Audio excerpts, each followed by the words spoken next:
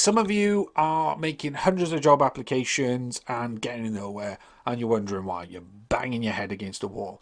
So I'm here to give you a bit of a sanity check, a quality check, and a new direction, hopefully. When you look at a job advert, there's three things you look for, or should be looking for in a job advert. And everyone says, oh, salary, location. Okay, salary and location, I understand. Location's important because you need to know where you're going to work. Salary, that one's a difficult kind of situation right now, okay? Because salary per job changes from company to company depending upon your experience. So you can demand a salary, I get it, that's what you need to live off. But equally, you've got to be careful that you can get that salary with these particular jobs and companies versus your sellable skills and achievements. So hold on to salary for a moment. Stick a pin in it. So the first thing you need to look at is, where's the fluff? What do I mean by where's the fluff? Answering the phone. You need to know how to use Word. You need to input information into a database. These little things are fluff. Most people know how to do them. The second thing is, look for what experience they're looking for, not what they crucially need. I'll come to that in a second.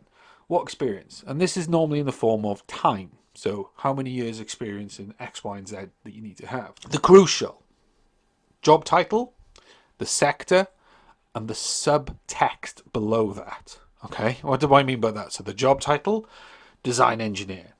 The sector, aerospace, manufacturing, automotive, or social worker, adults. The sub part of that is the crucial part of that, why the job exists. So design engineer, sheet metal, working with aluminium sheet metal, aircraft skins. Social worker, adults, mental health, dementia. See where I'm going with this? So you've got to translate all that information and think, right, I have experience in this. My last role I did this. But what do you do with that information? You need to then answer that in your evidence on your CV. And that's what all a CV is just an evidence-based document. How do you do that? You treat the job advert as a question paper and you answer it in your CV in the right way.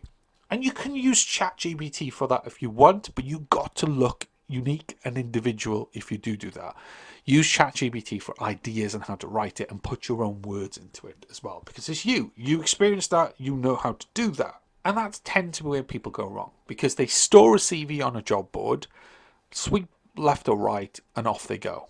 But they miss the whole nuance of the reason behind it.